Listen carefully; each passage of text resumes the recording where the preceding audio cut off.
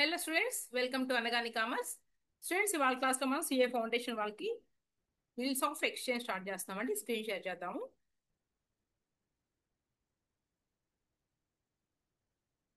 Okay, bills of exchange and promissory notes. Right, ముందైతే మనం దీని గురించి ఇంట్రడక్షన్ చెప్పుకుందామండి.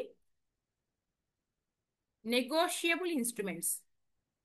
Negotiable instruments. Negotiable means transferable అండి. Transferable documents. Transferable documents right. ఈ నెగోషియబుల్ ఇన్స్ట్రుమెంట్ యాక్ట్ ఉందండి, ఎన్ఐ యాక్ట్ 1881 లో డిఫైన్ చేశారు. Negotiable instrument act 1881. ఇవిగోండి 3 నెగోషియబుల్ ఇన్స్ట్రుమెంట్స్ ఏంటంటే 3 ఉన్నాయి. ఒకటి బిల్స్, దీన్నే బిల్స్ ఆఫ్ ఎక్స్చేంజ్. అలాగే నోట్, ప్రామిసరీ నోట్. తర్వాత చెక్ అండి. ఇవి 3 కూడా ట్రాన్స్ఫరబుల్ డాక్యుమెంట్స్. సరే, దేనికి యూజ్ చేస్తారు? మనకి మెయిన్ మొత్తం కూడా బిల్స్ ఆఫ్ ఎక్స్చేంజ్ అండి. చాప్టర్ బిల్స్ ఆఫ్ ఎక్స్చేంజ్ గురించి మనం తెలుసుకుందాము. అంటే bills receivable, bills payable. Okay, నేను ఒక ఎగ్జాంపుల్ చెప్తున్నా చూడండి. మనకి ట్రేడ్ ట్రాన్సాక్షన్ జరుగుతూ ఉంటాయి, అవునా? సెల్లింగ్ అండ్ బయ్యింగ్ జరుగుతూ ఉంటుందండి. Selling and buying of goods and services, అవునా? Goods and services. అయితే ఎవ్రీ టైం కూడా క్యాష్ ట్రాన్సాక్షన్ జరగవండి, క్రెడిట్ ట్రాన్సాక్షన్ కూడా జరుగుతూ ఉంటుంది. క్రెడిట్ ట్రాన్సాక్షన్స్ కూడా జరుగుతూ ఉంటాయి, అవునా? సెల్లర్ ఏం చేస్తాడండి? బయ్యర్కి క్రెడిట్ పీరియడ్ ఇస్తాడు. క్రెడిట్ పీరియడ్ అనుమతిస్తాడు అనమాట సెల్లర్ బయ్యర్కి. సెల్లర్ నుంచి గూడ్స్ బయ్యర్కి ట్రాన్స్ఫర్ అయినాయండి, అమ్మాడు. Seller బయ్యర్కి goods అమ్మాడు. ఇదిగోండి గూడ్స్, ఓకేనా? ఎంత వర్తి గూడ్స్ అంటే 1,00,000 రూపీస్ గూడ్స్ అమ్మాడండి. ఓకే, అమ్మంగానే వెంటనే అమౌంట్ వస్తేనేమో అది క్యాష్ ట్రాన్సాక్షన్ అవుతుంది, క్యాష్ సేల్స్ అవుతుంది. కానీ అమౌంట్ రాలేదు. సో 3 months తర్వాత ఇస్తానని చెప్పాడండి బయ్యర్. 3 months పీరియడ్ అండి. 3 months పీరియడ్, 3 నెలలకి ఇస్తానని చెప్పాడు ఈ క్రెడిట్ ట్రాన్సాక్షన్. సరే, 3 నెలల పాటు మరి ఈయనకు కూడా ట్రాన్సాక్షన్ జరుగుతాయి కదండి. మళ్ళీ మిగిలిన మళ్ళీ అంటే నెక్స్ట్ హోల్సేలర్ నుంచి గూడ్స్ కొనుక్కోవడం కానివ్వండి, లేదంటే మళ్ళా ప్రొడ్యూస్ చేయాలి గూడ్స్ అనేటట్టయితే, మ్యానుఫ్యాక్చరర్ అయినట్టయితే గనక రా మెటీరియల్ కొనుక్కోవాల్సి రావచ్చు అండి. సో ఈయనకు కూడా అమౌంట్ అవసరం అవుతుంది. ఎవరికి అంటే సెల్లర్కి.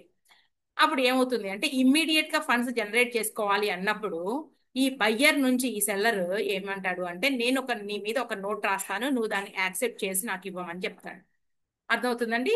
అప్పుడు ఏమవుతుందంటే బయ్యర్ ఏం చేస్తాడు, ఆ నోట్ ని యాక్సెప్ట్ చేసి మళ్ళీ సెల్లర్ కి రిటర్న్ పంపిస్తాడు. ఇదిగోండి యారో మార్క్ ఇలా వేసాను. దాన్ని ఏమంటున్నాము అంటే ఇక్కడ మనకి ఆ నెగోషియబుల్ ఇన్స్ట్రుమెంట్ ఇక్కడ మన చాప్టర్ లో బిల్ అంటున్నామండి. బిల్స్. ఓకే, ఎంత వర్తి అంటే 1,00,000 రూపీస్ ది పంపించాడండి. అర్థమవుతుందండి?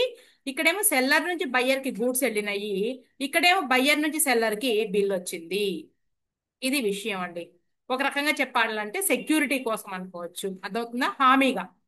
తర్వాత ఇంకోటి ఏంటి, ఇమ్మీడియట్ ఫండ్స్ జనరేషన్ కోసం. అంటే ఆ వచ్చినటువంటి బిల్ ఏదైతే ఉందో, డాక్యుమెంట్ ఏదైతే ఉందో, దాన్ని సెల్లరు వేరే రకాలుగా యూజ్ చేసుకోవచ్చు. వేరే రకాలు అంటే అర్థం ఏంటి? ఇక్కడ సెల్లర్ కి 4 ఆప్షన్స్ ఉన్నాయండి. 4 ఆప్షన్స్ ఉన్నాయి. ఏంటి ఆ 4 ఆప్షన్స్ అంటే 1, 2, 3, 4 ఆప్షన్స్ లో మనకి ఫస్ట్ ఏంటి అంటే, బిల్ సెల్లర్ దగ్గరే అట్టు పెట్టుకుంటాడండి. ఆయనకు డబ్బులు అవసరం లే. బిల్ సెల్లర్ దగ్గరే అట్టు పెట్టుకుంటాడు. బిల్ రీటైన్డ్ ఎవరి దగ్గర ఉందండి? Seller with the seller. అయితే ఆయన ఏమని పిలుస్తారనేది నేను తర్వాత చెప్తాను. బిల్ రిటైన్డ్ విత్ హిమ్ అందాం, అందుకే విత్ హిమ్. తర్వాత లేదు, డబ్బులు అవసరమైనాయి. Bill is discounted with the bank లో డిస్కౌంట్ చేస్తున్నాడండి. అంటే 3 నెలలకి ముందే వెళ్ళాడు కాబట్టి ఇదిగోండి టర్మ్ ఎంత అంటే 3 months పీరియడ్ అనమాట. 3 months. 3 months కి ముందే వెళ్ళేటప్పటికి బ్యాంక్ కొంత అమౌంట్ కట్ చేసుకు ఇచ్చింది అనమాట. బిల్లు తాలూకు అమౌంట్ కట్ చేసుకుంది. అంటే 1,00,000 రూపాయలకు గాను సర్టెన్ పర్సెంటేజ్ ఉంటుందండి. ఆ పర్సెంటేజ్ చొప్పున కొంత అమౌంట్ కట్ చేసుకుని 99,000 ఇచ్చింది అనుకుందాం. తర్వాత ఓకే, ఇదొక సిచ్యుయేషన్ అండి. ఇదొక సిచ్యుయేషన్ అంటే ఈ సిచ్యుయేషన్ లో ఫస్ట్ సిచ్యుయేషన్ లో బిల్ ఎక్కడికి వెళ్ళలేదు. సెకండ్ సిచ్యుయేషన్ లో డిస్కౌంట్ చేసుకున్నాడు, అది కూడా జరగలేదండి. వేరే వాళ్ళ దగ్గర నుంచి రా మెటీరియల్ తెచ్చుకున్నాడండి. అయితే అమౌంట్ ఇవ్వకుండా ఈ బిల్లుని ఎండోర్స్ చేశాడు, బదిలీ చేశాడండి వేరే వాళ్ళకి. Bill is endorsed to his creditors, to his creditors. Right, అర్థమవుతుందా? ఓకే. ఈ మూడు సిచ్యుయేషన్స్ కూడా జరగలేదండి. మరి ఇంకో సిచ్యుయేషన్ కూడా ఛాన్స్ ఉంది. ఈ ఫోర్త్ సిచ్యుయేషన్ ఎలా ఉంటుందంటే ఫస్ట్ సిచ్యుయేషన్ లాగానే ఉంటదండి. అంటే ఫస్ట్ సిచ్యుయేషన్ లో ఫండ్స్ జనరేట్ చేసుకోలేదండి. సెకండ్ థర్డ్ సిచ్యుయేషన్ లో ఫండ్స్ జనరేట్ అంటే సెకండ్ సిచ్యుయేషన్ లోనేమో డబ్బులు తెచ్చుకున్నాడు. థర్డ్ సిచ్యుయేషన్ లో ఎంత అమౌంట్ అయితే మన అమౌంట్ కట్టలేకపోయాడో ఆ అమౌంట్ కి సంబంధించి బిల్ ఇచ్చేసాడండి. ఈ ఫోర్త్ సిచ్యుయేషన్ లో ఏం జరిగింది అంటే సేమ్ ఫస్ట్ సిచ్యుయేషన్ లాంటిదే ఇది కూడా. అయితే ఫస్ట్ సిచ్యుయేషన్ లోనేమో అమౌంట్ వచ్చేదాకా, బిల్లు తాలూకు డబ్బులు వచ్చేదాకా 3 నెలలు కూడా డ్రా ఈ చెప్తానండి ఆయన పేరు ఏమిటో, ఏమంటారో, ఈ గూడ్స్ అమ్మి ఎవరైతే బిల్లు రాశారో ఎవరికైతే ఆ బిల్లు వచ్చిందో ఆయన ఏమంటారు, ఈ బిల్స్ ఆఫ్ ఎక్స్చేంజ్ అనే దాని గురించి తర్వాత తెలుసుకుందాము. ఓకేనా? రైట్. ఇక్కడ ఏంటంటే ఆ వ్యక్తి, ఆ సెల్లర్ ఎవరైతే ఉన్నారో, ఎవరైతే ఆ బిల్లు రాశారో చాలా బిజీగా ఉన్నాడట. సో అతని చాలా చాలా ట్రాన్సాక్షన్ జరిగి చాలా బిల్స్ ఉన్నాయంట ఆయన దగ్గర. సరే ఏ బిల్లు ఎప్పుడు వసూలు చేసుకోవాలనేది కన్ఫ్యూజన్ లో ఉన్నాడు, టైం లేదు. సో బిల్ ఈ సెంట్ ఫర్ కలెక్షన్.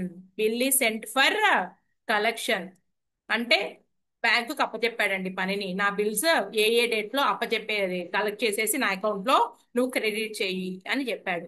అర్థమైందండి? రైట్. మళ్ళీ వద్దాం, దీన్ని మర్చిపోండి కాసేపు. ఇప్పుడు జరిగింది ఏంటండి, మన చాప్టర్ ఏంటి? Bills of exchange. అవునా?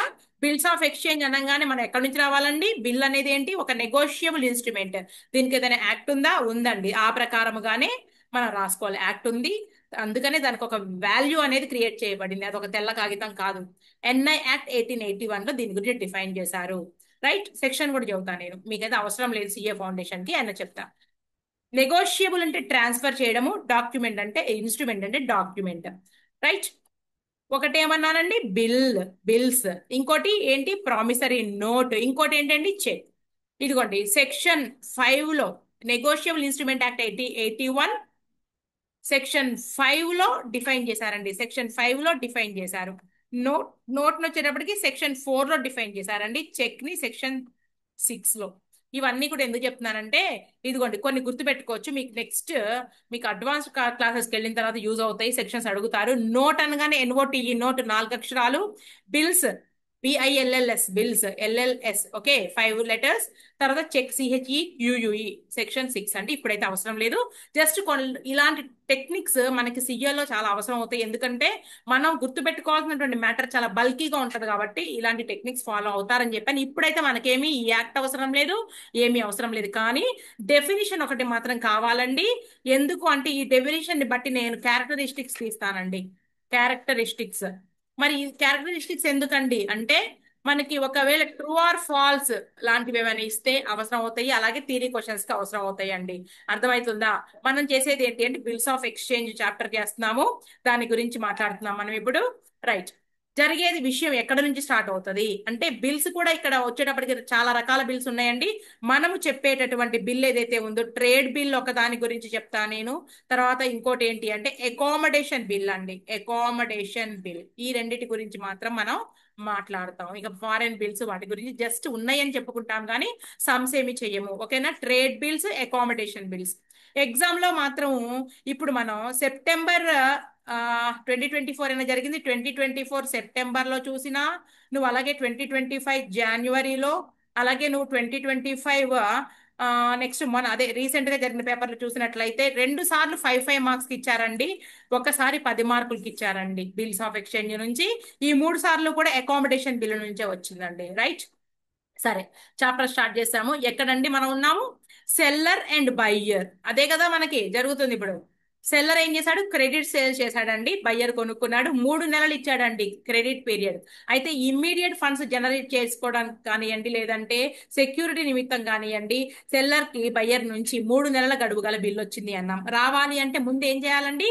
ఈ సెల్లర్ అనేవాడు బిల్లు రాయాలి. ఈ బిల్లు రాయడాన్ని ఏమంటారు అంటే బిల్లు రాయడాన్ని బిల్లు డ్రా చేశాడు అంటారు. నెక్స్ట్ ఇంకొక పేరు సెల్లర్ బయ్యర్. ఈయన గూడ్స్ సేల్ చేసి క్రెడిటార్ అయ్యాడండి. ఈయన ఏమయ్యాడు అంటే బయ్యర్ ఏమయ్యాడు అంటే డెటార్ అయ్యాడండి. డెటార్. సరుకులు ఎవరైతే కొనుక్కున్నారో, బయ్యర్ ఎవరైతే ఉన్నారో అతనికి ఏమో క్రెడిటార్స్ క్రియేట్ అవుతారు. సెల్లర్ ఎవరైతే గూడ్స్ అమ్మారో, క్రెడిట్ సేల్స్ ఎవరైతే చేశారో వాళ్ళకి డెటార్స్ క్రియేట్ అవుతారు. అంతే కదండి. ఎవరైతే క్రెడిట్ పర్చేస్ చేశారో వాళ్ళు అమౌంట్ పే చేయాల్సి ఉన్నారు కాబట్టి ట్రేడ్ పేయబుల్స్ క్రెడిటార్స్ క్రియేట్ అవుతారండి. ఎవరైతే గూడ్స్ సేల్ చేశారో వాళ్ళకి డెటార్స్ క్రియేట్ అవుతారు. అవునా? సో సెల్లర్స్ ఏంటంటే మనకి అమౌంట్, మనం ఎవరైతే అమ్మి ఉన్నారో వాళ్ళు క్రెడిటార్స్ అండి. ఎవరైతే కొనుక్కుని ఉన్నారో మనం ఏమంటున్నామంటే డెటార్, క్రెడిటారు డెటార్. రైట్? సరే, బిల్లు ఎవరు రాస్తున్నారు అంటే ఎవరైతే గూడ్స్ అమ్మాడో ఆయన బిల్లు రాస్తున్నారండి. ఆయనకు ఒక పేరు ఉందండి, డ్రార్ అని పిలుస్తాం. DRAWER, drawer. ఎవరైతే బిల్ యాక్సెప్ట్ చేసి ఇస్తున్నారో ఆయన్ని డ్రాయి అంటాం. ఈ యాక్సెప్ట్ చేయడం ఏంటండి, రాయడం ఏంటండి? డౌట్ వచ్చింది మీకు, నాకు అర్థమైంది. ఓకే. ఈ పర్సన్ ఎవరైతే ఉన్నారో ఈ సెల్లర్ గూడ్స్ అమ్మాడండి. గూడ్స్ అమ్మంగానే ఇమ్మీడియట్ గా 1,00,000 రూపాయలకి నేను గూడ్స్ అమ్మాను కాబట్టి నాకు హామీగా నాకు ఒక పత్రం కావాలి అని అడిగాడు. ఓకే. మనం జనరల్ గా కూడా చూస్తూ ఉంటాం కదా, మీ ఫాదర్ ఎవరికైనా అప్పు ఇచ్చినప్పుడు నోట్ తీసుకోరా? అవునా? ప్రామిసరీ నోట్ అంటాం కదా దాన్ని. దాని మీద స్టాంప్ కూడా అతికిచ్చి ఉంటారు కదా, సైన్ చేసి కూడా ఉంటది కదా, ఎంత పీరియడ్, ఎంత అమౌంట్, ఎంత ఇంట్రెస్ట్ రాసి ఉంటది కదా, అలాంటిదే ఇది కూడా. ఇదిగోండి, సెల్లర్ని ఏమంటున్నాం మనం? ఇదిగోండి డ్రార్, డ్రాయి. ఎందుకంటున్నాము అంటే ఎవరైతే బిల్లు రాస్తున్నారో ఆయన డ్రార్ అండి. ఆయన ఫస్ట్ పార్టీ. ఆయన ఏమంటారండి? First party. ఎవరి మీదైతే బిల్లు రాయడం జరిగిందో ఆయన సెకండ్ పార్టీ అండి. యాక్సెప్ట్ చేయాలండి. బిల్లు రాసిన ఆయనేమో డ్రార్. ఎవరైతే బిల్లు యాక్సెప్ట్ చేస్తారో ఆయన డ్రాయి. First party, second party. అర్థమవుతుందా? ఎప్పుడు కూడా లింక్ మిస్ అవ్వకూడదు. సెల్లర్ బయ్యర్ క్రెడిట్ సేల్ చేశాడండి, 3 నెలలు గడువిస్తానన్నాడు. దానికి గాను బయ్యర్ నుంచి ఒక హామీగా కోరాడండి. సో అందుకని ఏం చేశాడంటే సెల్లర్, పలానా 3 నెలల కాలం పాటు నీకు ఇస్తున్నాను అమౌంట్, 3 నెలలకు నువ్వు అమౌంట్ పే చేయాలి పలానా డేట్ రోజున అనేసి బిల్లు రాస్తాడండి. సైన్ చేసి ఇస్తాడు. ఎవరండి సైన్ చేసేది? ఎవరైతే బిల్లు రాస్తారో ఆయన సైన్ చేసి ఇస్తే అవతల వ్యక్తి దాని మీద సంతకం చేసి ఇస్తాడండి. రైట్? ఇప్పుడు పార్టీలకు వచ్చాం మనం. ఎవరు? Drawer and డ్రాయి. First party, second party. అలాగే థర్డ్ ఇంకొక పార్టీ ఉన్నాడండి. ఆయన పేరేంటి అంటే పేయి. వీడెవరండి? మధ్యలో చెబుతా. పేయి. ఈ మూడో పార్టీ ఎవరండి? ఈ థర్డ్ పార్టీ ఎవరు? పేయి. ఎవరండి పేయి? ఎందుకు వచ్చాడు అంటే ఇక్కడ ఒకసారి వినండి. Bill retained with him. With him అంటే ఎవరండి? ఎవరైతే గూడ్స్ అమ్మాడో ఆయన బిల్లు రాస్తే ఆయనకి మళ్ళా బిల్ యాక్సెప్ట్ చేసి ఆ కొనుక్కున్నటువంటి వ్యక్తి, అమ్మినటువంటి వ్యక్తికి బిల్లు పంపించేశాడు. సో బిల్ ఎవరి దగ్గర ఉంటుందండి? సెల్లర్ దగ్గర బిల్లు ఉంది అనుకుందాం. బిల్ రీటైన్డ్ విత్ హిమ్ అంటే అతని దగ్గరే బిల్లు ఉన్నప్పుడు 3 నెలలు గడిచిన తర్వాత బిల్లు తాలూకు అమౌంట్ రావచ్చు, రాకపోవచ్చు. ఓకే. ఆ సిచ్యుయేషన్ లో పేయి ఎవరండి? బిల్ అతని వద్దనే ఉన్నప్పుడు పేయి ఎవరు అంటే మనకి ఫస్ట్ పార్టీ ఎవరైతే ఉన్నారో అతనే తీసుకుంటాడు. కానీ మరి 2, 3 సందర్భాలలో పేయి ఎవరవుతారండి? పేయి అంటే ఏంటో చెప్తా మీకు. డబ్ బిల్లు తాలూకు అమౌంట్ ఎవరైతే కలెక్ట్ చేసుకుంటారో వాళ్ళు పేయి. ఫస్ట్ సిచ్యుయేషన్ లో బిల్లు బదిలీ కాదు కాబట్టి, బిల్లు ఎవరు రాశారో ఆయన దగ్గరికి వచ్చింది కాబట్టి ఫస్ట్ దాంట్లో పేయి ఎవరు అంటే డ్రాయర్. అర్థమవుతుందండి? ఫస్ట్ దాంట్లో ఎవరు అంటే డ్రాయర్. మరి సెకండ్ దాంట్లో బిల్ తాలూకు పేయి ఎవరు అంటే బ్యాంక్. అవునా? బ్యాంక్. బ్యాంక్ అవుతుంది. థర్డ్ దాంట్లో ఎండోర్సీ. ఎండోర్సీ. ఈ ఫోర్త్ సిచ్యుయేషన్ లో కూడా ఎవరు అవుతారంటే డ్రారే అవుతారండి. ఫస్ట్ పార్టీ ఎవరైతే ఉన్నారో వాళ్ళే అవుతారు. రైట్? సో నీకు మూడు మాటలు చెప్పా. Drawer, drawee and payee. ఈ మూడిటి గురించి మనం నేర్చుకోవాలి. వీటిని ఏమంటారంటే పార్టీస్ టు బిల్ అంటారండి. Parties to bill. ఓకే. దీన్ని చెప్పుకునే ముందు మనం అసలు ఈ ట్రాన్స్ఫరబుల్ డాక్యుమెంట్ ఏదైతే ఉందో దాని గురించి డెఫినిషన్ చూద్దాము. ఇదిగోండి డెఫినిషన్ ఎక్కడ ఉందో వెళ్దామండి. డెఫినిషన్ లోనే మన క్యారెక్టరిస్టిక్స్ కూడా చెబుతా నేను. ఇదిగోండి. Clear?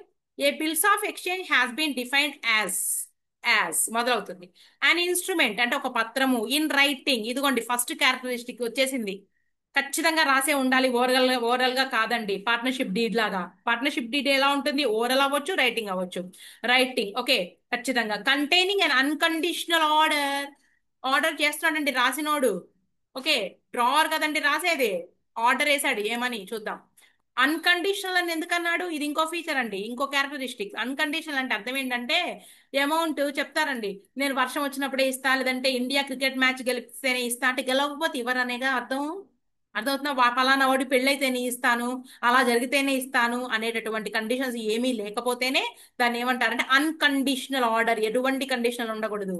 Signed by the maker, రాసేవాడు కూడా సైన్ చేయాలి. Third feature, directing certain person, పలానా వాళ్ళకి డబ్బులు ఇవ్వు అనేసి. అంటే ఇంత పలానా వాళ్ళంటే అర్థం ఏంటి ఇక్కడ? ఇందాక విషయంలో మనకి బ్యాంక్ లో డిస్కౌంట్ చేస్తే ఆ బ్యాంకు డబ్బులు ఇవ్వు. లేదు ఎండోర్సీకి డబ్బులు ఇవ్వు. లేదు ఎండోర్సీ నుంచి ఇంకొకరికి వెళ్ళిపోయిందండి, బిల్లు చాలా చేతులు మారింది. అందుకని ఏమంటారంటే ఇక్కడ ఇంతమందిని చెప్పి రాయలేరు కదండి. ఇదిగోండి, ఎక్కడున్నా ఇదిగో, డైరెక్టింగ్ సర్టెన్ పర్సన్, ఎవరైతే బిల్లు రాశాడో ఆయన చెప్తున్నాడు, ఎవరినైతే ఉద్దేశించాడో ఆ పర్సన్ కి ఇవ్వండి, లేదా to pay. Okay, A certain sum of money, ఏమి ఇవ్వాలి? డబ్బులై ఉండాలండి, రాళ్ళు రప్పలు కాదు, బట్టలు కాదు, గిఫ్ట్లు కాదు, డబ్బులై ఉండాలి. Money only to or to the order of a certain person. లేదా నేనేం చెప్పానండి, ఎండోర్సీకి బిల్ వెళ్ళింది, ఎండోర్సీ నుంచి ఇంకోటికి అలా వెళ్తా ఉంటది అనమాట. ఓకే, లేదంటే ఆ పర్సన్ ఎవరినైతే ఉద్దేశించాడో ఆయనకి. లేదా ఇదంతా ఎందుకు భజన, చాలా మంది ఉంది గొలుసు, అదంతా ఎందుకు? బేరర్ ఆఫ్ ది ఇన్స్ట్రుమెంట్, ఎవడి చేతిలో ఉంటే ఆడికి ఇచ్చేసే డబ్బులు అని రాశాడండి. ఎవరు అంటే బిల్లు రాసిన ఆయన. Okay, when such an order is accepted in writing on the face to the order itself, it becomes a valid bill.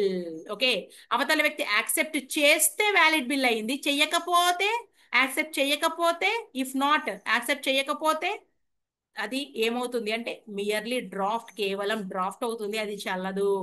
Okay, accept చేస్తేనే వ్యాలిడ్. చాలా ఇంపార్టెంట్ అండి. ఇది ట్రూ ఆర్ ఫాల్స్ అడగొచ్చు, చాలా ఇంపార్టెంట్ అన్నమాట. Suppose a order B to pay 50,000 for 3 months after date and B accept this order by signing his name, then it will be a bill of exchange. Accept చేస్తేనే bill of exchange అవుతుంది. Accept చేయకపోతే అది merely draft, అంతే, ఒక కాగితం. It must be in writing, characteristic ఒకటి. It must be dated, date ఉండాలి. It must contain an order to pay a certain sum of డబ్బులే. The promise to pay must be unconditional, condition పెట్టకూడదు.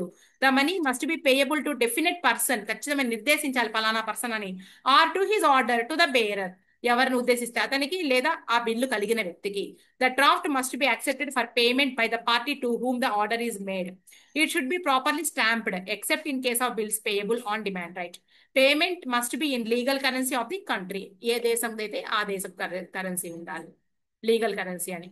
Next, ఇక్కడ నీకేమని ఇచ్చారంటే drawer, acceptor, pay, ఇవి ఇచ్చారు కదండి. ఇవి నేను చెప్పిన తర్వాత వద్దామండి మనం. ఓకే, పార్టీస్ టు బిల్ అన్నాం కదండి. నేను ఎక్కడున్నాం మనం, ఇదిగోండి, 3 రాశాను కదా, drawer, drawee, pay. Link miss అవ్వద్దండి, మనం ఎలా స్టార్ట్ చేసామో. క్లియర్? ఇప్పుడు next matter, parties to bill. Definition చెప్పేశాను, క్యారెక్టరిస్టిక్స్ అయిపోయినాయి. పార్టీస్ టు బిల్ అండి, ఎన్ని పార్టీస్ ఉన్నారు? 3 పార్టీస్. ఫస్ట్ పార్టీ ఎవరు? Drawer. Okay, the person the person who draws a bill is called drawer. Clear? Next, second one, second party, draw. The person, అందరినీ హూనే రాద్దామండి, ఇంకొక రకంగా కూడా రాయొచ్చు. The person by whom by bill is drawn అని కూడా రాయొచ్చు. ద పర్సన్ హూ యాక్సెప్టెడ్ అంట రాద్దాం.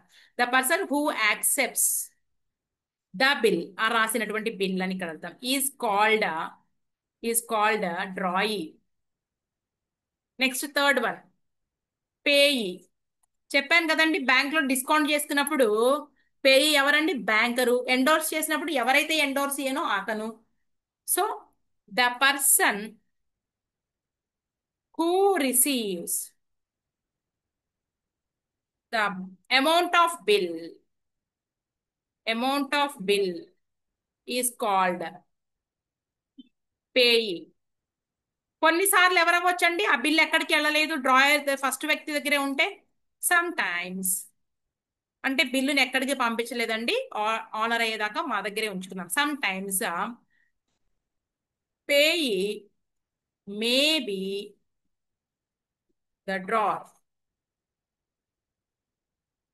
అది మ్యాటర్. క్లియర్? 3 ముక్కల్లో చెప్పేశాం, అయిపోయిందండి. ఇంకా అయిపోయినాక ఒక ఎగ్జాంపుల్లోకి వెళ్తానండి. నేను ఎప్పుడైనా సరే ఒక ఎగ్జాంపుల్ తీసుకుందాము. సెల్లర్ బయర్ అన్నాం కదండి. సరే, ఆన్ 1st January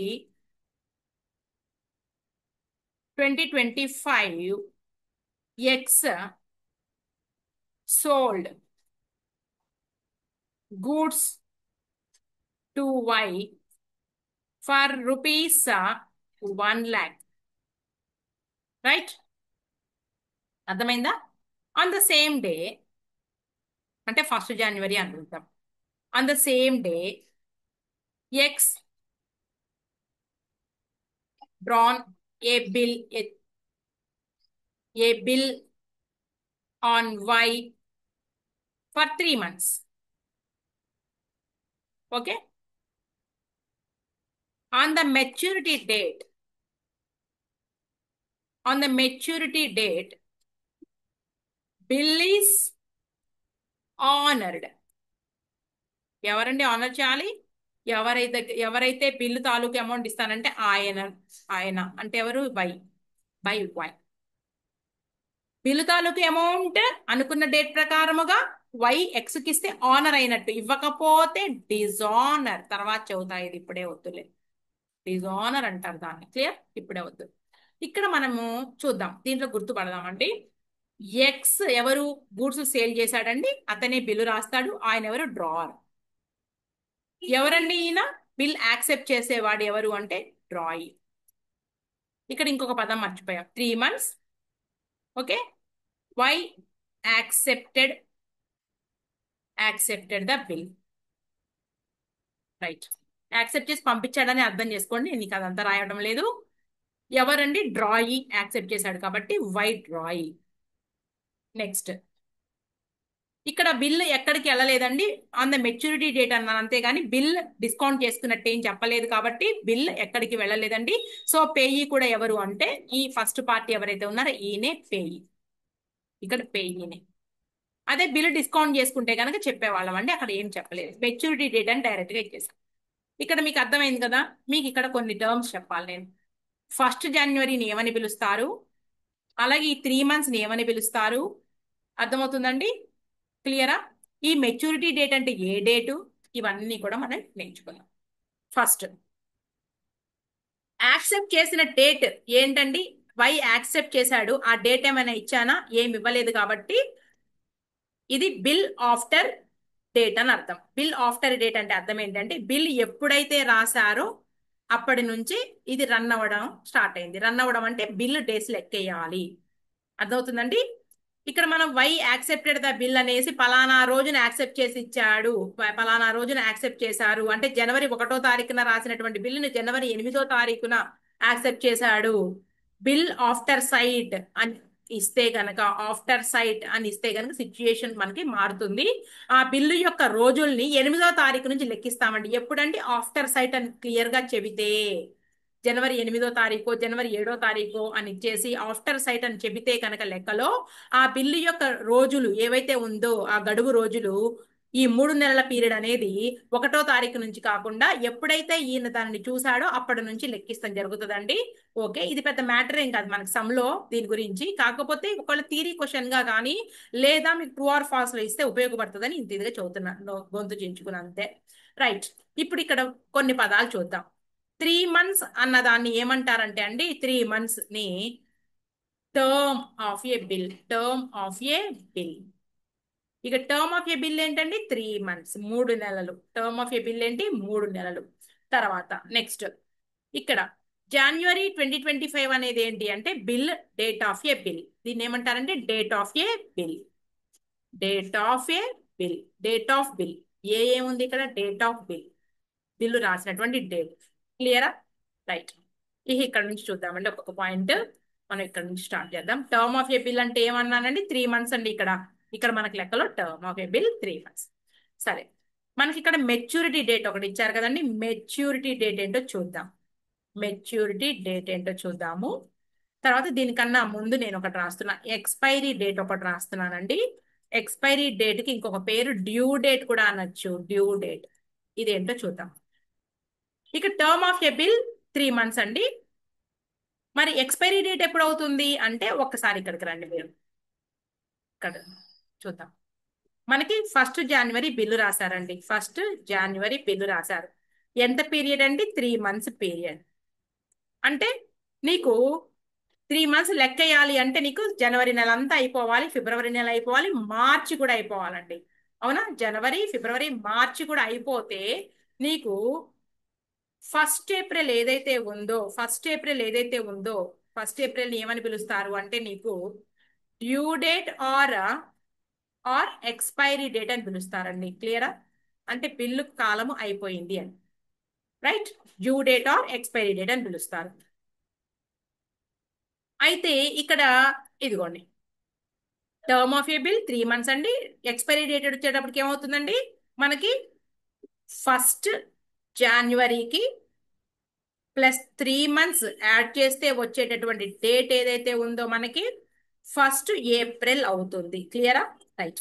మరి మెచ్యూరిటీ డేట్ అంటే ఏంటంటే ఈ ఏప్రిల్ 1 ఏదైతే వచ్చిందో అంటే ఈ expiry date are due date ఏదైతే ఉందో దానికి 3 డేస్ ఆఫ్ గ్రేస్ కలిపితే, మీరు కలుపుతారు కదా గ్రేస్ మార్క్స్, అలా వచ్చేటటువంటి డేట్ ఏదైతే ఉందో ఏప్రిల్ 4 ఏమవుతుందంటే మెచ్యూరిటీ డేట్ ఇదండి.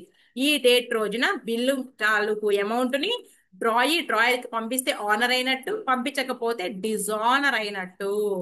అంటే ఆ బిల్లు చెల్లది ఇక అంటే ఏంటంటే ఆ బిల్లు ప్లేస్ లో కొత్త బిల్లు రాసుకోవాలి. గడువు తీరిపోయింది, ఇక పనికిరాదు.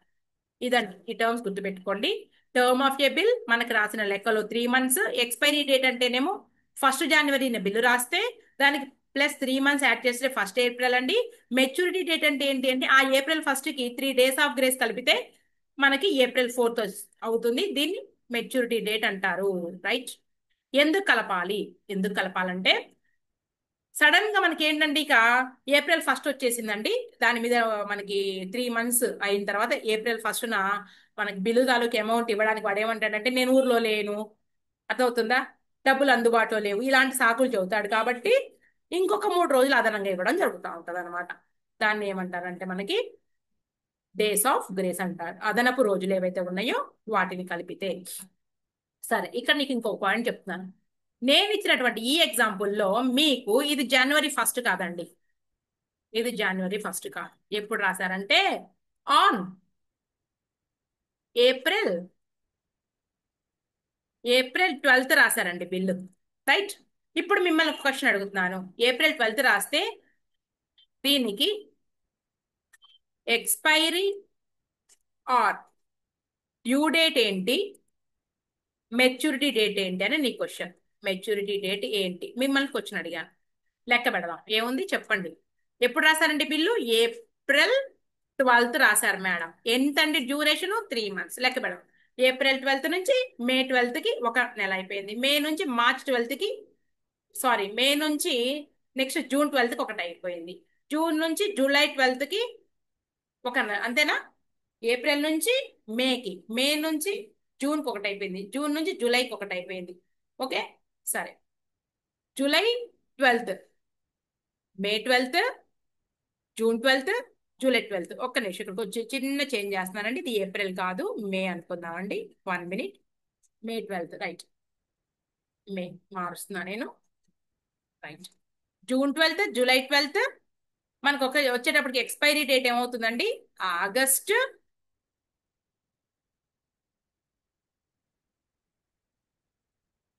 13 అవుతుంది, అంతేనా? ఆగస్ట్ 13. సో మనం దీన్ని కొంచెం మే 11 రాద్దాంలేండి. మే 11 నీకు ఎక్స్పైరీ డేట్ ఆ డ్యూ డేట్ ఏమవుతుంది అంటే నీకు ఆగస్ట్ 13 అయ్యింది. రైట్? ఆగస్ట్ 13 ఎలా? ఆగస్ట్ 12 ఈ డేని వదిలేసి లెక్కేయాలి. ఈ మే 11 ఏదైతే ఉందో అది వదిలేసి లెక్కేస్తే మనకి ఆగస్ట్ 12 అయింది. మరి మెచ్యూరిటీ డేట్ వచ్చేటప్పటికి ఏమవుతుందంటే దీనికి 3 డేస్ కలిపితే 3 డేస్ ఆఫ్ గ్రేస్ కలిపి లెక్కేస్తే నీకు ఆగస్ట్ 15 అయ్యింది. అవునా? ఆగస్ట్ 15 అయ్యింది. ఆగస్ట్ 15 అనేది ఏంటి మనకి? Public holiday. ఆ రోజు ట్రాన్సాక్షన్స్ జరగవు. సో మన మెచ్యూరిటీ డేట్ వచ్చేటప్పటికి ఆగస్ట్ 15 అవ్వదు. దాని ముందున్నటువంటి రోజు ఏదైతే ఉందో, ప్రిసీడింగ్ డే ఏదైతే ఉందో ఆగస్ట్ 14 అవుతుంది. ఆగస్ట్ 14 మెచ్యూరిటీ డేట్ అవుతుంది. ఎప్పుడు ఈ పబ్లిక్ హాలిడేస్ జనవరి 26, ఒకవేళ మెచ్యూరిటీ డేట్ అని వచ్చినా, లేదంటే అక్టోబర్ 2 ఇలాంటి పబ్లిక్ హాలిడేస్ ఏదైతే ఉన్నాయో వాటికి ఏమవుతుంది అంటే ఆ 15th అవ్వకుండా, అలాగే October 2 అవ్వకుండా, అలాగే January 26 అవ్వకుండా ఆ ముందు రోజులు అవుతాయి అనేది గుర్తుపెట్టుకోండి. Right, important point. లేదండి, ఏమైందంటే ఈ ఎగ్జాంపుల్ నేను ఇందాక ఇచ్చిన ఎగ్జాంపుల్ అనుకుందాం. ఏంటి, ఆన్ జనవరి 1 తీసుకుందామండి. దీని మెచ్యూరిటీ డేట్ వచ్చేటప్పటికి ఏమైంది, April 4 అయింది కదా, April 4 అయింది. ఓకే, ఇక్కడ మనకి April 4 అయినప్పుడు నీకు ఏమైంది, సడన్ గా ఇది ఒక పబ్లిక్ హాలిడే కాకుండా సడన్ హాలిడే అయింది. సడన్ హాలిడే అయిందండి. సడన్ హాలిడే అయినప్పుడు నీకు తెలియదుగా, తెల్లారి లేచారు, బిల్ అమౌంట్ రావాలనుకున్నారు, కానీ సడన్ హాలిడే అంటే బంద్ జరిగింది. అలాంటప్పుడు ఫాలోయింగ్ డే ఏదైతే ఉందో April 5 అవుతుంది. ఒక్క నిమిషం అండి, ఇందాక ఎగ్జాంపుల్లో మనం January 1కి 3 months యాడ్ చేస్తే మనకి ఫిబ్రవరి, మార్చ్, ఏప్రిల్ 1 అయింది కదండి. రైట్, ఇందాక నేను ఒక ఎగ్జాంపుల్ తీసుకున్నాను. ఏంటి, May 11 అనుకున్నాం కదండి మనం. May 11 కాదండి, ఇది May 12. May 12కి 3 months అంటే మనకు వచ్చేది ఏంటి, ఇక్కడ August 12 అండి. May 12 తీసుకోవాలి. May 12 రైటే మనం తీసుకుంది. May 12 మనకి 3 months అంటే August 12 అవుతుంది. దీనికి 3 days మనం యాడ్ చేస్తే 15th అవుతుంది. ఆ 15th మనకి పబ్లిక్ హాలిడే కాబట్టి August 14. 11 రాసాం కదండి, 11 అనేది కాదు, 12 తీసుకోవాలి. May 12 అండి, ఎగ్జాంపుల్లో మార్చాను నేను. May 12 టు 3 నెలలు అంటే August 12, దానికి 3 days ఆఫ్ గ్రేస్ కలిపితే మనకి 15 అవుతుంది.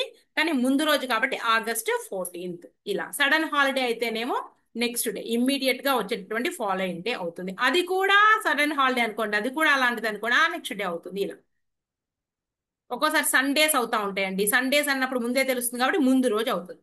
ఇలా తీసుకోవాలి మనం. క్లియరా? రైట్. ఇప్పుడు మళ్ళీ మనం థియరీలోకి వచ్చేద్దాము. మీకు క్యారెక్టరిస్టిక్స్ చెప్పేసాము, తర్వాత డెఫినేషన్ అయిపోయిందండి. ఇప్పుడు ఏం చేద్దాము అంటే మనం ఇదిగోండి కొన్ని టర్మ్స్ నేర్చుకుందాం. టర్మ్స్, దాంట్లో టర్మ్ ఆఫ్ ఏ బిల్ ఇందాక చెప్పాను కదండి, 3 months అనే ఎగ్జాంపుల్ అదే. The term of bill of exchange may be of any duration. ఇందాక చెప్పిన దాంట్లో 3 months. Usually the term does not exceed 90 days from the date of the bill. When a bill is drawn after sight, అలాగే after date, రెండు ఉంటాయండి, after sight, after date. ఇందాక సమ్లో ఏం చెప్పానండి, bill రాసింది 1 January 2025 అని చెప్పాను కదండి. ఆ బిల్ డేస్ మనం 3 months లెక్క పెట్టేది ఎక్కడి నుంచి అంటే 3 months లెక్క పెట్టేది 3 months డ్యూరేషన్ ఏదైతే ఉందో పీరియడ్ 1 January నుంచి లెక్క పెడితే మనకి డ్యూ డేట్ వచ్చేటప్పటికి 1 April అయ్యింది. గ్రేస్ ఆఫ్ డేస్ కలిపితే నీకు 4th April అయ్యింది ఇందాక ఎగ్జాంపుల్లో. అది ఎప్పుడు, ఆఫ్టర్ డేట్. అంతే, ఆఫ్టర్ డేట్ అంటే మీనింగ్ ఏంటంటే మనకి ఎప్పుడైతే బిల్లు రాశారో ఆ రోజునే ఆ రోజు నుంచే మనకి బిల్ టర్మ్ అనేది రన్ అవ్వడం మొదలవుతుంది. ఆఫ్టర్ సైట్ అంటే అర్థం ఏంటి అంటే ఆ బిల్లు రాసిన తర్వాత ఆ యాక్సెప్టర్ ఎవరైతే ఉన్నాడో, డ్రాయి ఎవరైతే ఉన్నారో ఆ బిల్లును చూసి ఆ రోజైనా యాక్సెప్ట్ చేయొచ్చు, లేదు 4 days తర్వాత, లేదంటే ఒక వారం తర్వాత, 8 రోజుల తర్వాత, January 8 తర్వాత దాన్ని యాక్సెప్ట్ చేశారు అని చెప్తే గనక ఆఫ్టర్ సైట్ అని క్లియర్ గా చెప్తారండి. ఏమీ చెప్పకపోతే ఆఫ్టర్ డేట్ అనేది తీసుకోవాలి. ఆఫ్టర్ సైట్ అని క్లియర్ గా మనకి చెబితే, ఆఫ్టర్ సైట్ అని క్లియర్ గా చెబితే, ఒకవేళ January 8న ఆయన చూసి దాన్ని సంతకం పెట్టాడని చెబితే మనకు ఆ బిల్ 3 months అనేది ఎక్కడ నుంచి స్టార్ట్ అవుతుందంటే January 8 నుంచి స్టార్ట్ అవుతుంది. అప్పుడు ఆన్సర్ మారుతుంది కదా, అర్థమవుతుందండి. అప్పుడు ఏప్రిల్ రాదండి, April 8 అవుతుంది. డ్యూ డేట్ వచ్చేటప్పటికి, ఎక్స్పైరీ డేట్ వచ్చేటప్పటికి దానికి 3 రోజులు కలిపితే, అది సారీ, మెచ్యూరిటీ డేట్ April 11 అవుతుందండి. ఆన్సర్ మారుతుంది.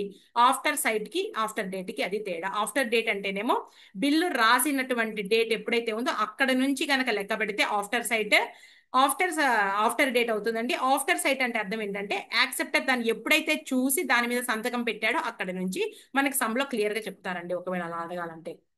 Next, expiry or due date of a bill. The date on which the term of a bill terminates is called expiry or due date. Right, ఇందాక సమ్లో మనకి ఏంటి అంటే ఎగ్జాంపుల్లో April 1 అయిందండి. April 1 ఎప్పుడు, అది January 1 నుంచి రన్ అయితే బిల్లు లెక్కేయడం, బిల్లు డేస్ ని. తర్వాత days of grace, every instrument payable other than on demand. అంటే డిమాండ్ ఇన్స్ట్రుమెంట్ కానప్పుడు, డిమాండ్ మీద పే చేసేటటువంటి ఇన్స్ట్రుమెంట్ కానప్పుడు అవి 3 రోజులు గ్రేస్ ఆఫ్ డేస్ కి వాటికి అర్హత కలిగి ఉంటాయి అని చెప్తున్నారు. Next, date of maturity of a bill. The date which comes after adding 3 days of grace to the expiry or due date. ఇందా చెప్పాను కదండి, April 1 అనేది ఏమో ఎక్స్పైరీ డేట్ అయితే దానికి 3 రోజులు కలిపితే వచ్చేదే మెచ్యూరిటీ డేట్ అంటున్నారు, అంతే. Next, the maturity of a promissory note or bill of exchange is the date at which it falls due. Every promissory note or bill of exchange gets matured on the third day after the day on which it is expressed to be payable. అయితే except కొన్ని కేసుల్లో, except when it is expressed to be payable అంటే, చూడండి ఏ కేసుల్లో అలా జరగదు అంటే, ఇదిగోండి డిమాండ్ బిల్స్, డిమాండ్ ఎడ్సైట్ ఆన్ ప్రెజెంట్మెంట్ మూడు ఒకటేనండి. అయితే ఈ మూడుటి సందర్భంలో కాకుండా ఎప్పుడైనా సరే బిల్ ఎప్పుడు చూసినా కానీ దాని మీద బిల్ టైం రాసి ఉంటుందండి. ఈ మూడు విషయాల్లో కాకుండా ఏంటి, ఆన్ డిమాండ్, ఎడ్సైట్, ఆన్ ప్రెజెంట్మెంట్ కానటువంటి విషయాల్లో ఖచ్చితంగా డేట్ అనేది మెన్షన్ చేసి ఉంటుంది అని చెప్తున్నారు. వేటి విషయంలో మెన్షన్ చేసి ఉండదంటే ఈ మూడు విషయాల్లో చెప్తున్నారండి. అందుకని ఇక్కడ అన్నారు పాయింట్ చూడండి, except when it is expressed to be payable on demand, at sight or on presentment. చూద్దాం వీటి గురించి. Bill at site. సైట్ అంటే ఏముందండి, ఎప్పుడైతే బిల్లు చూస్తారు, ఎప్పుడైతే మనం బ్యాంక్కి వెళ్ళి చెక్ ఇస్తామో ఖచ్చితంగా అమౌంట్ చూడంగానే బ్యాంక్ కూడా డబ్బులు పే చేయాలి చూడంగానే, అంతేగాని ఇంకా టైం ఉందిగా అప్పుడు రా ఇప్పుడు రా అనకూడదు. అప్పుడు రా ఇప్పుడు రా అనేది దేంట్లో అంటే, ఇదిగోండి వీటిల్లో మనం ఇప్పుడు చెప్పుకున్నాగా, డేట్ రాశారుగా ఇంకా 3 నెలలు అవ్వలేదు అప్పుడు ఎందుకు వచ్చావు అని అనుకోవచ్చు. ఇక్కడ అలా కాదండి, ఇదిగోండి ఎప్పుడు ప్రజెంట్ చేస్తే అప్పుడు బ్యాంక్ డబ్బులు ఇస్తాడా లేదా. Bill at sight means the instruments, sight అంటే కళ్ళతో చూడడం, in which no time for payment is mention. Most important అండి ఇలాంటివన్నీ కూడా. No time for payment is mentioned, right. A cheque is always payable on demand. A promissory note or bill of exchange is payable on demand. ఎప్పుడు promissory note, cheque ఏమో ఎప్పుడు కూడా demand మీదే pay చేస్తారు. కానీ ప్రామిసరీ నోట్, బిల్, ఈ bills of exchange ఎప్పుడండి demand మీద అంటే, when no time for payment is specified. నేను ఇందాక నుంచి అరుస్తున్నానుగా 3 నెలలు, April 1 వచ్చింది దానికి 3 రోజులు కలిపితే April 4 అని అంటున్నానే. అయితే అసలు పేమెంట్ డేట్ ఎప్పుడు అయితే టైం టైం అనేది మెన్షన్ చేయకపోయినప్పుడు, when it is expressed to be payable on demand or at sight or అలాంటి సందర్భంలో ఎప్పుడైతే గనక ఇలా పే చెయ్యండి అని గనక చెబితే గనక, ఈ bills of exchange promissory note కూడా ఈ చెక్ యొక్క లక్షణాలే దానికి కూడా వస్తాయని చెప్తున్నారు, అంతే సింపుల్ గా. Notes, at sight and presentment means on demand, right. వాటి మీనింగ్ ఒకటే. And instrument payable on demand may be presented for payment at any time. Days of grace is not to be added to calculate maturity for such type. అంతే కదండి, అసలు నీకు టైమే లేనప్పుడు ఇంకా days of grace దేనికి కలుపుతాం, అంతే సింపుల్, తీసే. బిల్ ఆఫ్టర్ డేట్, సరే ఇవన్నీ కూడా మనం వచ్చినప్పుడు చెప్తా వెళ్తానండి, ఇంతకన్నా ఇక డెప్త్గా ఏం అవసరం లేదు. Bill after date means the instrument in which time for payment is mention. A promissory note or bill of exchange is time instrument when it is express. తెలిసిందేగా మనకి ఇప్పుడు చెప్పుకుంది ఇదే. After a specified period on, మనం చెప్పాం specified period అని 3 months, specific day పలానా రోజు అని. After sight on the happening of event which is certain to happen. ఇవన్నీ కూడా మనకి ఏంటంటే ఇక మీకు సడన్ హాలిడే, పబ్లిక్ హాలిడే ఇవన్నీ కూడా ఇక్కడ చెప్తారండి. ఓకేనా, రైట్. ఒకసారి మీరు చదువుకుంటూ వెళ్ళిపోండి. ఇదిగోండి, due date is public holiday, emergency, bill is made payable at stated number of days after date. ఇవన్నీ కూడా జస్ట్ నేను నాకు ఎగ్జాంపుల్ చెప్పాను కదా, చదువుకుంటూ వెళ్ళిపోతే అర్థమవుతుంది, అంతే, రైట్. నోటింగ్ ఛార్జెస్, వీటన్నిటి గురించి ఇప్పుడు ఏం చెప్పాను నేను, మన సమ్లోకి వెళ్ళినాక వస్తాయి. The term of a bill after sight commences from the date of, ఇందాక చెప్పాక యాక్సెప్టెన్స్ అని. Whereas the term of a bill after date commences from the date of the drawing of a bill. ఇది చెప్పిన point మళ్ళీ ఇచ్చారు. ఓకేనా, ఇది కూడా మనకు కంప్లీట్ అయ్యిందే, జస్ట్ చదువుకుంటే సరిపోతుంది మీరు. ఓకే, ఇందాక మనం ఒక ఎగ్జాంపుల్ తీసుకున్నాము ఇక్కడ. ఏది మన ఎగ్జాంపుల్, ఆ ఎగ్జాంపుల్ మీద చెప్తానండి మొత్తం మీకు సమ్మంతాను. ఇదిగో ఇక్కడ ఉందా, ఇదిగోండి ఇక్కడ ఉంది, దీని మీద చెప్తా మీకు. ఎంట్రీస్ అన్ని దీని మీద చెప్తా, జర్నల్ ఎంట్రీ. ఇంతవరకు మనం అరుస్తా ఉన్నాం, అసలు ఏం చేయడానికి అరుస్తున్నాము, అకౌంట్స్ రాయాలి. అకౌంట్స్ రాయాలి అంటే ఎంట్రీస్ ఎంటర్ చేయాలి. ఎంట్రీస్ ఎంటర్ చేయాలి అంటే మనం ఏం చేయాలి, నేర్చుకోవాలి. ఎవరెవరి బుక్స్ లో నీకు, in the books of drawer, in the books of drawing. అలాగే ఆ బిల్ ఎవరి దగ్గర అయితే ఉందో ఒక్కోసారి ఎండోర్సీ బుక్ లో కూడా రాయడం జరుగుతూ ఉంటది. క్లియర్. ఒక్కోసారి ఈ ఇద్దరు బుక్స్ లో రాయమంటారు, లేదా ఒకళ్ళ బుక్స్ లో, లేదంటే డ్రార్, డ్రాయి అండ్ ఎండోర్సీ బుక్స్ లో కూడా అడుగుతా ఉంటారండి. దీని మీదే నేను మీకు ఎంట్రీస్ చెప్తాను. ఎన్ని సిచ్యుయేషన్స్ లో చదువుతారు ఎంట్రీస్ అంటే, ఈ డ్రార్ ఆ, ఎన్ని రకాలుగా బిల్లు మీద ఆప్షన్స్ ఎన్ని ఉన్నాయండి? డ్రార్ కి ఆప్షన్స్ 4 ఉన్నాయి కదా. బిల్ రిటైన్డ్ విత్ హిమ్ అంటే ఎవరండి? డ్రావర్ దగ్గరే బిల్ ఉంటే, లేదండి ఆయన డబ్బులు అవసరం ఇమీడియట్ గా బిల్ డిస్కౌంట్ చేస్తున్నాడండి బ్యాంక్ లో, ఆ సిచ్యుయేషన్ లో ఎంట్రీస్ ఎలా ఉంటాయి? బిల్ ఈజ్ ఎండోర్స్డ్, అతని క్రెడిటార్స్ కి ఎండోర్స్ చేశాడు, అప్పుడు ఎలా ఉంటాయి? Bill is cent for collection, అలాంటప్పుడు ఎంట్రీస్ ఎలా ఉంటాయి అనే దాని గురించి చూడాలి. అలాగే ఏ సిచ్యుయేషన్స్ లో బిల్ ఆనర్ అయినప్పుడు ఎలా ఉంటది, బిల్ డిజానర్ అయినప్పుడు ఎలా ఉంటది, ఇదంతా కథ, స్టోరీ, కథా కమం ఇష్యూ అంటారు కదండి. అదంతా కూడా మనం ఏం చేస్తాము అంటే ఎంట్రీస్ లో చెప్తాను. ముందైతే ఇక్కడ కొంచెం సింపుల్ గా రాద్దాము. పార్టీస్ అయిపోయినాయి కదండి, నెక్స్ట్ ఇక్కడ ఒకటి రాస్తున్నాను.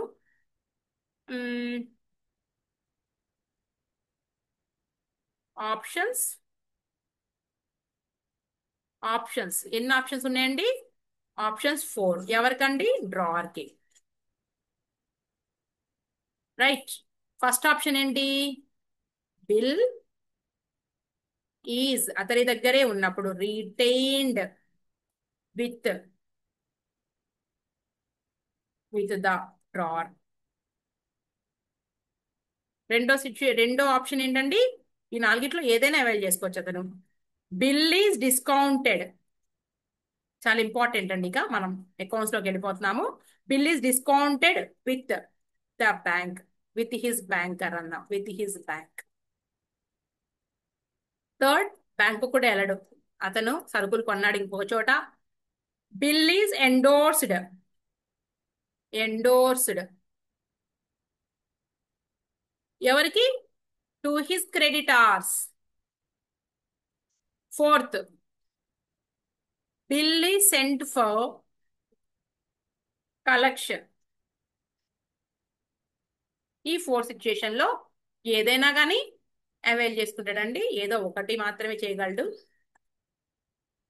ప్రతి దాంట్లో కూడా మళ్ళీ ఆనర్ అయితే ఎంట్రీలు ఎలా ఉంటాయి, అలాగే డిజానర్ అయితే ఎంట్రీస్ ఎలాగా ఉంటాయి. ఇక్కడ కూడా ఆనర్ ఆర్ డిజానర్, అలాగే ఇక్కడ కూడా ఆనర్, డిజానర్. ఎవరు చేస్తారండి ఆనరు డిజానరు? రాయ్, డబ్బులు ఇవ్వాల్సినటువంటి వాడు ఆనర్, అలాగే డిజానర్. ఈ ప్రతి లో కూడా మనం ఇంతే. క్లియర్. మనకి డిజానర్ అయినప్పుడేనండి నోటింగ్ ఛార్జెస్ వచ్చేది. డిజానర్ అయినప్పుడే నోటింగ్ ఛార్జెస్ మాట వస్తుంది, డిజానర్ అయినటువంటి సిచ్యుయేషన్ లో. దానికి సంబంధించి ఎంట్రీ ఎలా ఉంటది? మరి డిజానర్ అయినప్పుడు ఏమవుతుంది అంటే మళ్ళా కొత్త ఎంట్రీ రాసుకుంటారండి. New entry, sorry new entry కాదు, న్యూ బిల్ రాసుకుంటారు. న్యూ బిల్, ఓల్డ్ బిల్ రద్దు అయిపోతుంది, న్యూ బిల్ రాసుకుంటారు. ఇలా జరుగుతుంది అనమాట ప్రతి సిచ్యుయేషన్ లో. ఓకేనా? ఓకే, ఇదంతా కూడా మనకి ఏంటంటే ఇంట్రడక్షన్ క్లాస్ అయిపోయింది ఇవాళ. రేపు నేను ఒక ఎగ్జాంపుల్ సమ్ తీసుకుని మీకు ఎవ్రీ సిచ్యుయేషన్ లో కూడా నేను ఎంట్రీస్ కవర్ చేస్తాను. ఓకే.